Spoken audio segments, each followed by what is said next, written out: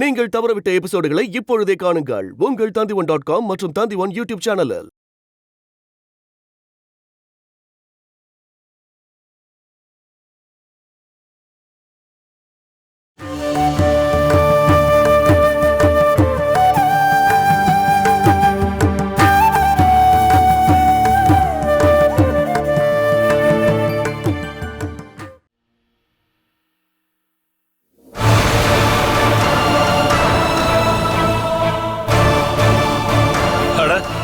வாங்க, உங்க கூட ஊர்க்காரங்க அரசியல்வாதிங்க யாரும் வரலையா என்ன?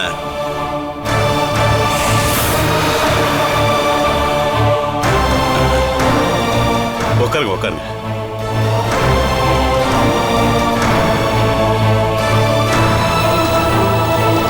வாங்க உட்காருங்க. வேண்டாம் சார், நாங்க எங்கே நிக்கிறோம். அதுவும் இல்லாம குற்றவாளிகளை உட்கார வைக்க மாட்டோம். அப்புறம் மேலிடத்துல இருந்து கால் பண்ணி சொல்லும் போது என்னால கேட்காம இருக்க முடியாதுல்ல. ஆளுங்கட்சியோட எம்எல்ஏ 2 தடவை கால் பண்ணிட்டாரு. உங்களை மாதிரி இருக்கிறவங்க இப்படி குற்றவாளிகளை காப்பாற்ற வந்தீங்கன்னா எங்களை மாதிரி போலீஸ்காரங்களால எப்படி நீதியை நிலைநாட்ட முடியும்? இவங்க என்ன தப்பு பண்ணாங்கன்னு தெளிவா சொல்ல முடியுமா? யாராவது கம்ப்ளைண்ட் கொடுத்தா வழியில போயிட்டு இருக்கிற ஒரு பொண்ணை பிடிச்சி ஜீப்ல ஏற்றி போலீஸ் ஸ்டேஷன் கொண்டு வரதான் நீதி தர்மமா? சில சமயம் போலீஸ்காரங்களால அது மாதிரி நடவடிக்கை எடுக்க வேண்டியது வரும். ஆனா இவங்க என்ன பண்ணிருக்காங்க?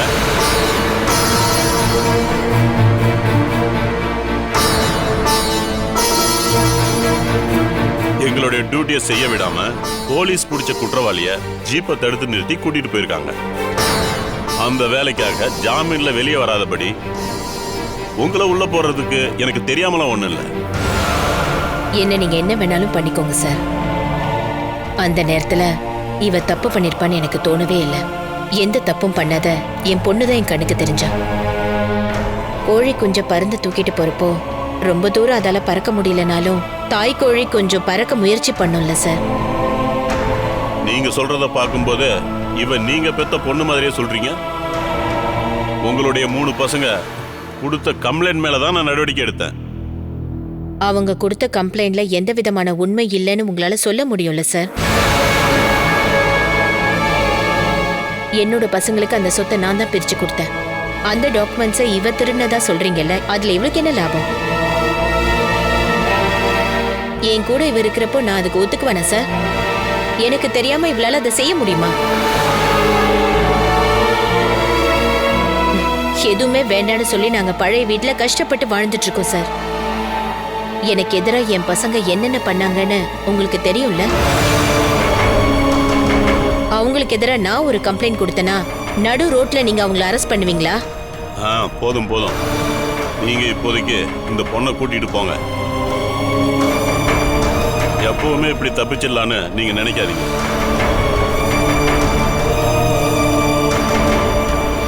எல்லா அரசியல்வாதிகளும் பல பேரை காப்பாற்ற முயற்சி பண்றாங்க. ஆனா அவங்க எப்பவுமே உங்க கூட இருக்க மாட்டாங்க, தெரிஞ்சுக்கோங்க. சரி, அப்ப பார்க்கலாம். இதுக்கப்புறம் ஏதாவது பிரச்சனை வந்தா மட்டும் நாம அப்புறமா பேசிக்கலாம். நாங்க கிளம்புறோம். வாங்க போலாம்.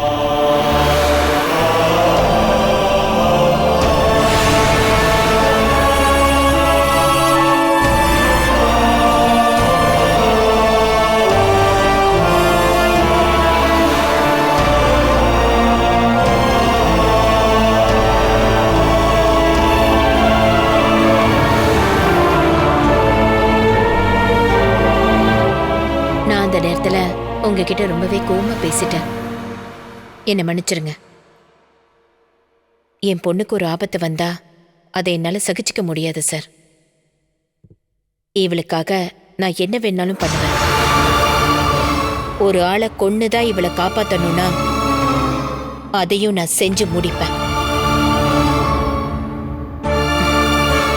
இவளுக்கு என்ன தவிர வேற யாருமே இல்லை. அதே மாதிரி எனக்குன்னு இருக்கிறது இவ மட்டும்தான்.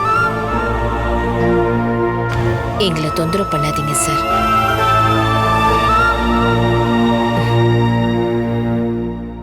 நீ வாமா.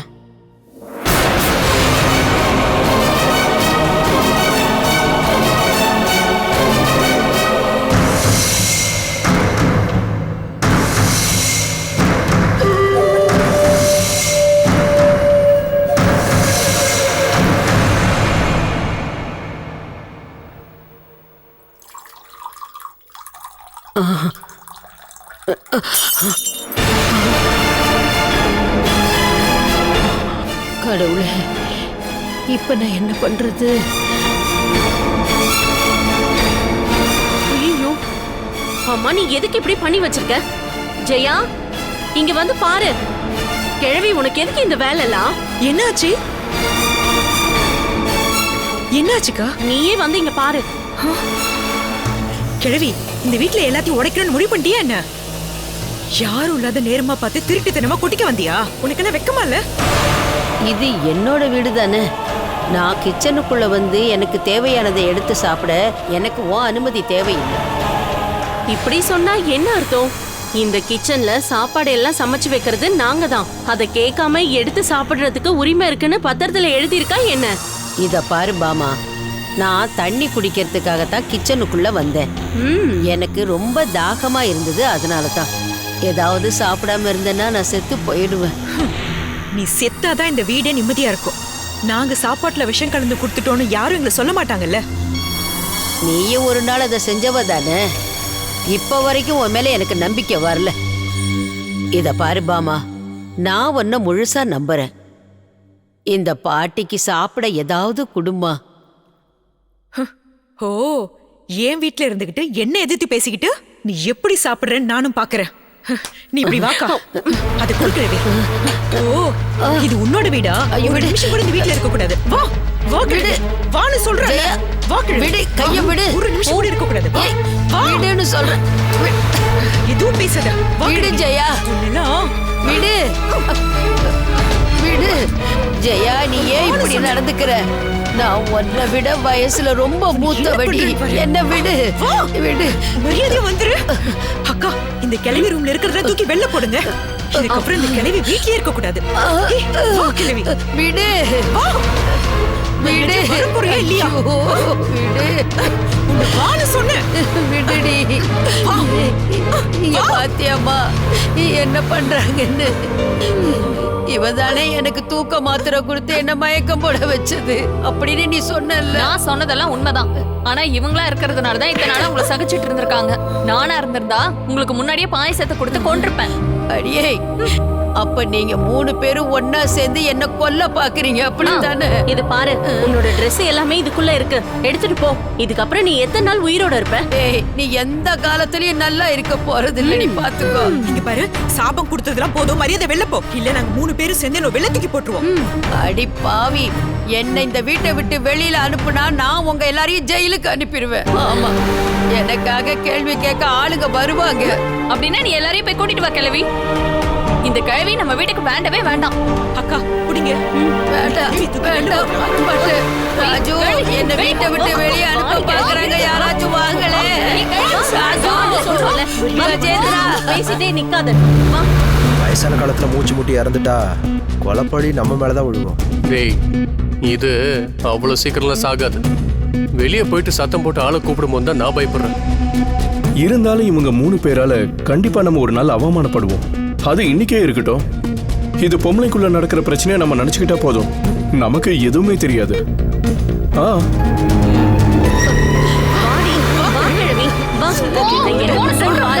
வான்னு சொல்றோம்ல. இந்தா புடிச்சுக்கோ. இங்க பாரு, இப்பயே போனா ஏதாவது அனாத ஆசிரமத்துல போய் தங்கலாம். அதுவும் இல்லனா யாரும் இல்லாதவங்கள வரவேற்கிறதுக்கு உங்க பையனோட பொண்டாட்டி இருக்காங்களா, அங்க போ. மீதி இருக்கிறவங்கள அவமானப்படுத்தாம இருந்தாலே போதும். அப்படி என்னடி உனக்கு அவமானம் ஏற்பட்டுருச்சு? ஏய், நீ செய்யறது அந்த தெய்வத்துக்கு கூட பொறுக்காது. அதெல்லாம் நான் பாத்துக்கிறேன். கொஞ்சம் பேசாம இருக்க. கேட்டு திறந்துதான் இருக்கு. பேசாம வெளில போயிரு. இதால என்ன பிரச்சனை வந்தாலும் நாங்க பாத்துக்கிறோம். பெத்த தாயை வெளியே விரட்டுறத பாத்துக்கிட்டு இருக்கிற என் பசங்களோட பொண்டாட்டிங்கல்ல நீங்கெல்லாம். இது மட்டும் இல்ல, இதுக்கு மேலேயும் செய்வீங்க. ஏய், இதுக்கு மேலே நாங்க பண்ணி காட்டுமா கிழவி? கையையும் வாயையும் கட்டி வண்டியில போட்டு 100 கிலோமீட்டர் தள்ளி போய் உன் ஆள் இல்லாத இடத்துல விட்டுட்டு வந்துருவோம். பாத்துக்கோ. அதுக்கப்புறம் நீ பிச்சை எடுத்துதான் குழைக்க வேண்டியதா இருக்கும். நாங்க அந்த மாதிரி பண்ணாம இருக்கணும்னா மரியாதையை இங்க இருந்து போயிடு. இந்த கிழவிக்கு மான மரியாதை இருந்தா கண்டிப்பா அவ போயிடுவா. தாரா, நீங்க வாங்க, நம்ம வீட்டுக்குள்ள போலாம்.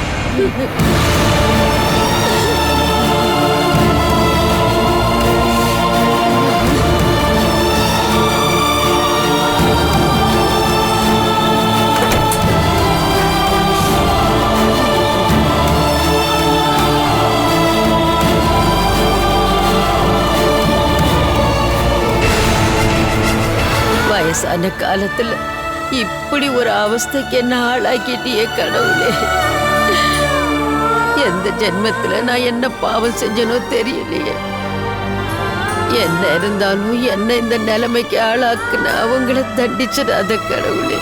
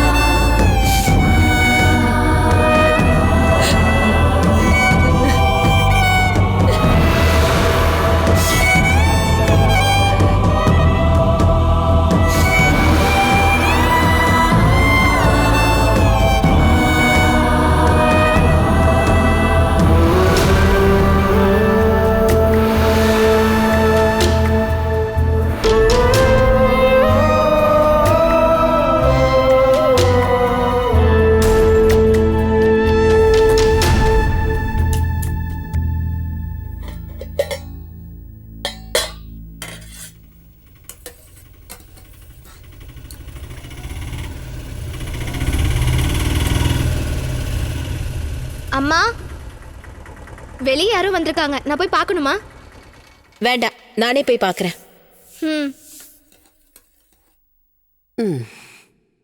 பாட்டி பார்த்து ஜாக்கிரதை, மெதுவா. உங்களுக்கு ஏதாவது ஆச்சுன்னா நான் தான் அடி வாங்குவேன்.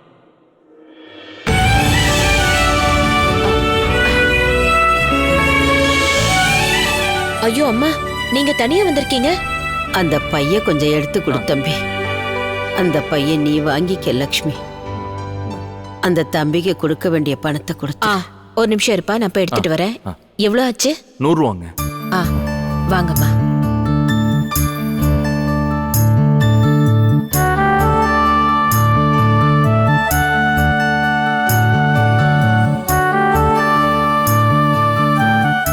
நீங்க உட்காருங்கம்மா, நான் காசு கொடுத்துட்டு வரேன். கிருஷ்ணா, நம்ம வீட்டுக்கு ஒரு விருந்தாளி வந்திருக்காங்க, வந்து பாரு யாருன்னு.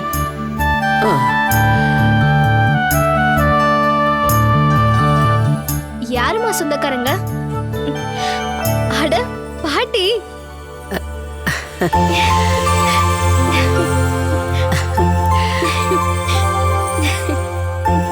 பாட்டி, நீங்க தனியா வந்தீங்களா? ஆமாம்மா. நீ நல்லா இருக்கிறியா? நான் அம்மா கூட இருக்கேன் பாட்டி. அதை விட வேற என்ன சந்தோஷம் எனக்கு வேணும்? கிருஷ்ணா, நீ போய் பாட்டிக்கு குடிக்க ஏதாவது எடுத்துட்டு வா. அவங்க ரொம்ப டயர்டா இருக்காங்க. பாட்டி, உங்களுக்கு குடிக்கிறதுக்கு என்ன வேணும்? டீ குடிக்கட்டுமா? வேண்டாம்மா, முதல்ல எனக்கு குடிக்க கொஞ்சம் கஞ்சி கொடு. நான் சாப்பாடு சாப்பிட்டு 2 நாள் ஆச்சு.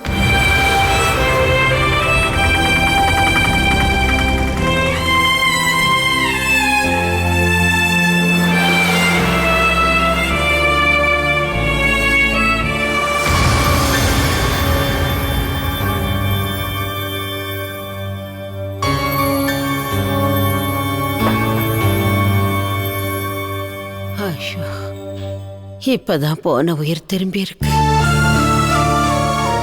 2 நாளா இந்த வயசான காலத்துல பட்டினி கிடந்திருக்கு.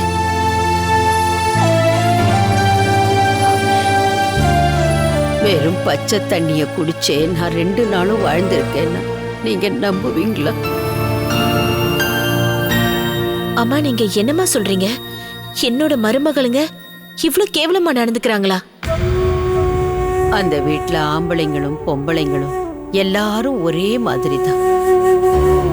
நீ அந்த வீட்டை விட்டு வந்ததுக்கு அப்புறம் அவங்களோட வேலையை அவங்க காட்ட ஆரம்பிச்சுட்டாங்க. இருந்தாலும் நீங்க பட்னி கிடக்குற அளவுக்கு அங்க என்னமா நடந்துச்சு? அந்த வீட்டுல பொம்பளைங்க 3 பேருக்கு நடுவுல ஒரு போட்டி நடந்துகிட்டு இருக்கு. ஒருத்தி சொல்றதை இன்னொருத்தி கேட்க கூடாதுன்னு இருக்கிறா.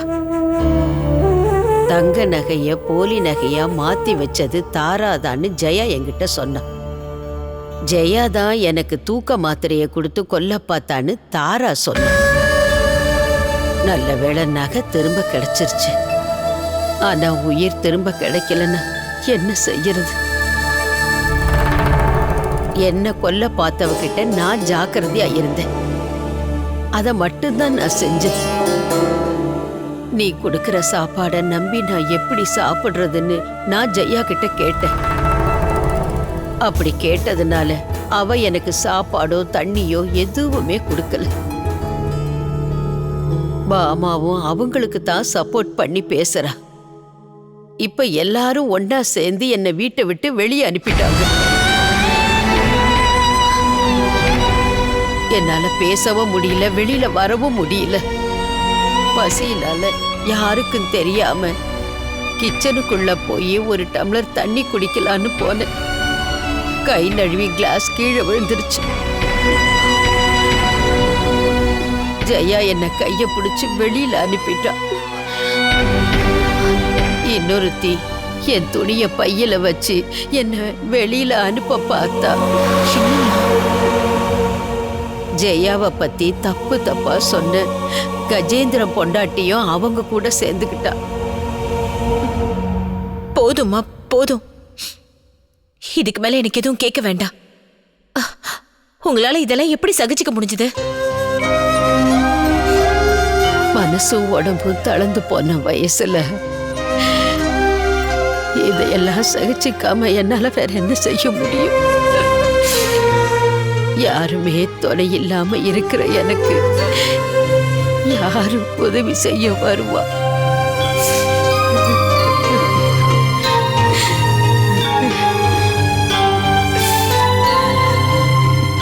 உங்களை பாத்துக்க யாருமே இல்லைன்னு யாருமா சொன்னது? பாருங்க, நாங்க இருக்கோம்மா. உங்களுக்கு எந்த குறையும் வராம நாங்க பாத்துக்கிறோம்மா. ஆமா பாட்டி, இதுக்கப்புறம் நீங்க எங்கேயும் போக வேண்டாம், நாங்க இருக்கோம் உங்களுக்கு. இத பாருமா, என் பையன் அதான் உன் அப்பா செஞ்சது எல்லாம் சரிதான்னு தோணுது. அவன் அவரோட பிள்ளைங்களுக்காக கஷ்டப்பட்டதெல்லாம் வீணா போயிடுச்சு. வயசான காலத்துல என்னையும் இவளையும் பார்க்க ஒன்ன விட்டுட்டு போயிருக்கான்னு நினைக்கிறேன். எனக்கும் லக்ஷ்மிக்கும் செஞ்ச பாவத்துக்காக பிராயச்சித்தம் தேடத்தான் ஒன்ன விட்டுட்டு போயிருக்கோம். நீயும் எங்களை விட்டுட்டு போயிடாதம்மா. எங்கேயும் போக மாட்டேன் பாட்டி. நீங்க இல்லைன்னா அப்பாவும் தங்கச்சியும் போன வழியிலேயே நானும் போயிருப்பேன். கொஞ்சம் பேசாம இருக்கியா கிருஷ்ணா? யாரு துரோகம் செஞ்சாலும் நம்ம ஒருத்தருக்கு ஒருத்தர் ஆறுதல் சொல்லி அழுதுகிட்டு எல்லாத்தையும் மறக்கறதுனாலதான் மறுபடியும் நமக்கு இந்த கஷ்டம் வருது. இதுக்கப்புறம் இந்த கண்ணீரும் அழுகையும் எதுவும் வேண்டாம். நம்ம வாழ்க்கையை தடுக்கிறதுக்கு எவன் வந்தாலும் சரி, நாம அவனுக்கு எதிராக போராடணும். நம்ம உரிமையை கேட்டு வாங்கணும். கிருஷ்ணா, நீ உடனே போய் அம்மாக்கு சாப்பிடறதுக்கு என்ன வேணுமோ அதை முதல்ல ரெடி பண்ணு. போ. பசி வந்தா நம்மள கண்ட்ரோல் பண்ணவே முடியாது. சரிம்மா.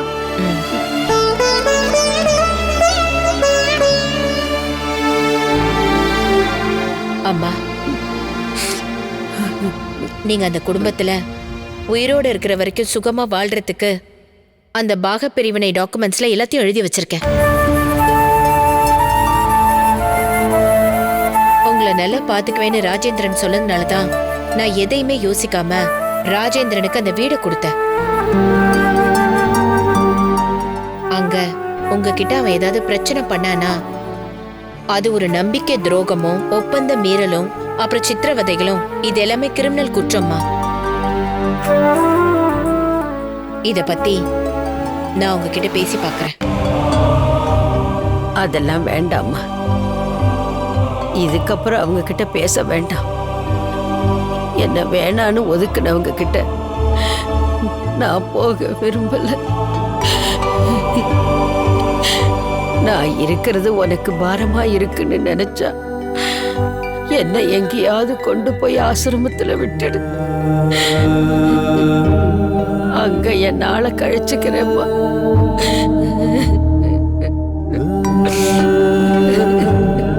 அம்மா, என்னம்மா நீங்க? உங்களை மறுபடியும் அங்க அனுப்புறதுக்கா நான் இப்படி பேசினேன்?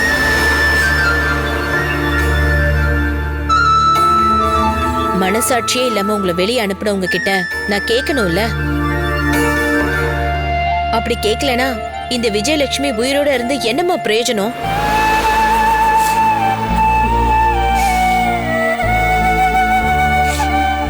இதுக்கப்புறம் எப்பவுமே எங்கேயுமே நான் உங்களை அனுப்புறதா இல்லம்மா. எங்கேயுமே அனுப்ப மாட்டேன். இது என்னோட முடிவு. ஆனா உங்களுக்காக கேள்வி கேட்கவும் சப்போர்ட் பண்றதுக்கும் ஆள் இருக்காங்கன்னு தெரியணும். இதுக்கப்புறம் எந்த பிரச்சனையும் வேண்டாம். உயிரே போனாலும் இரக்கம் காட்டாத மனுஷங்க அவங்க எல்லாம். அவங்களெல்லாம் திருத்த முடியாது. அப்படி இருக்கும்போது இருந்தாலும் நான் என்னோட கடமையை செய்வேம்மா. உங்களுக்கு தேவையான எல்லா பொருட்களும் இன்னமும் அந்த ரூம்ல தானமா இருக்கு. அத போய் நான் எடுத்துட்டு வரேன். என்னோட மருந்து மாத்திரை அப்புறம் கொஞ்சம் துணிங்க அங்க இருக்கு. அப்புறம் மனசுக்கு நிம்மதியை தர்ற ராமாயணம் பாகவதம் இதெல்லாம் அங்க இருக்கு. சரிம்மா,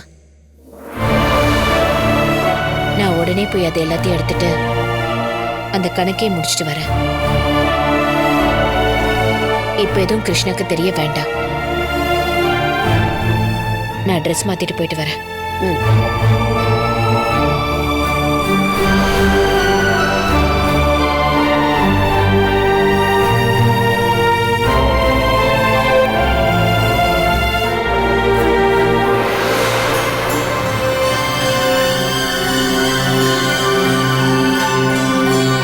இப்பதான்க்கா எனக்கு கொஞ்சம் நிம்மதியா இருக்கு. நாம அந்த கிழவிய வீட்டை விட்டு துரத்துனதுக்கு இந்த வீட்டுல இருக்கிற ஆம்பளைங்க அதை ஒத்துக்கிட்டாங்க. ஒரு தொல்லை ஒழிஞ்சதுன்னு மகிமாமா கூட சொன்னாரு. இதுக்கு முன்னாடி அந்த கிருஷ்ணா பொண்ண வீட்டை விட்டு துரத்துனப்போ அந்த கிழவி என் வீட்டுக்கார கண்ணத்துல அரைஞ்சப்பவே நான் முடிவு பண்ணிட்டேன். இப்பதான் அதுக்கான வாய்ப்பு வந்தது. எங்கேயாவது போய் செத்து தொலையிட்டோம். அப்படி சாதாரணமா அந்த கிழவி செத்து போயிடுவா அப்படின்னு எனக்கு தோணல ஜெயா. அந்த கிழவிய வீட்டை விட்டு அடிச்சு துரத்திட்டோன்னு கேள்விப்பட்டு விஜயலட்சுமின்ற ரூபத்துல அந்த அம்மா கண்டிப்பா இந்த வீட்டுக்கு திரும்ப வருவா. சொல்ல போனா நம்ம எல்லாரும் கை கோர்த்து நிக்கிறது தான் ரொம்ப நல்லது. கை கோர்த்துதான் இங்க 3 ஆம்பளைங்க இருக்காங்க. அப்படி இருக்கும்போது நமக்கு என்ன? அவங்க மட்டும் என்கிட்ட வந்து ஏதாவது கேட்டாங்கன்னா முன்ன மாதிரி இந்த ஜெயந்தி ஒதுங்கி இருப்பான்னு மட்டும் நினைக்காதீங்க. நான் சொல்ல நினைச்சத அவங்க முகத்துக்கு நேரா சொல்லிடுவேன். அப்படி நீ என்னதான் சொல்ல போற? அது நானும் அதை தெரிஞ்சுக்கிறேனே. அதுக்கப்புறம் தான் அவங்கள எதிர்த்து பேச நானும் 4 வார்த்தை ரெடி பண்ணணும்ல. 3 நேரமும் சாப்பிடறதுக்கும் குடிக்கிறதுக்கும் கொடுத்த என்கிட்டயே அவங்க அதிகாரம் காட்டுறாங்க. அப்புறம் எப்ப பார்த்தாலும் இது என்னோட இடம், நான் இத ராமச்சந்திரனுக்கு கொடுத்தப்போ அவனோட பொண்டாட்டி இதுல வீட்டை கட்டினா, இதெல்லாம் நீங்க கேக்குற மாதிரி என்னால கேட்க முடியாதுன்னு சொல்லுவேன். அது மட்டும் இல்லாம வாயை திறந்தாலே சாபம் விடுறாங்கன்னு சொல்லுவேன். கோவம் டென்ஷன் நிதானம் இல்லாம தான் அவங்களை அனுப்புனேன்னு கண்டிப்பா சொல்ல போறேன். இந்த மாதிரி நீ பேசினா நான் உன்னை கண்டிப்பா பாராட்டுவேன். ஆனா என்னால முடியாது ஜெயா. அத்தை கேட்காம நான் என்ன வேணாலும் சொல்லுவேன். ஆனா அவங்க பக்கத்துல வந்து நின்னாலே எனக்கு ரொம்ப டென்ஷன் ஆயிடுது. இல்ல பயம்லாம் ஒன்னும் இல்ல. இருந்தாலும் எல்லாரையும் கண்ட்ரோல் பண்ற அளவுக்கு அவங்க கிட்ட ஏதோ ஒரு பவர் இருக்கு. அதெல்லாம் முன்னாடிக்கா. நம்ம வீட்டுக்காரங்க எல்லாம் சின்ன பசங்களா இருந்த காலத்துல. இப்பெல்லாம் அவங்க பல்லு முளைச்ச சிங்கம் மாதிரி. இதுக்கப்புறமும் நீங்க அவங்கள பார்த்து பயப்படுறது சரியில்லைன்னு தான் சொல்லுவேன். அக்கா, நம்ம சேர்ந்து நின்னாதான் நம்ம புருஷனுங்களுக்கு ஒரு தைரியம் வரும். இல்லனா எந்த நிமிஷம் வேணாலும் உங்க அம்மா சென்டிமெண்ட்ல விழுந்துருவாங்க. ஏன் வீட்டுக்காரும் உங்க வீட்டுக்காரும் அந்த அளவுக்கு பயந்தாங்கோலி. அதுவும் எனக்கு தெரியும். தாரா ஜித்துவ மாத்தி காட்டின மாதிரி நாமும் பண்ணணும். சரி ஜெயா, அத்தை கூட போட வேண்டிய யுத்தத்தை முதல்ல நீ ஆரம்பிச்சு வை. மத்ததெல்லாம் நான் பாத்துக்கிறேம்மா.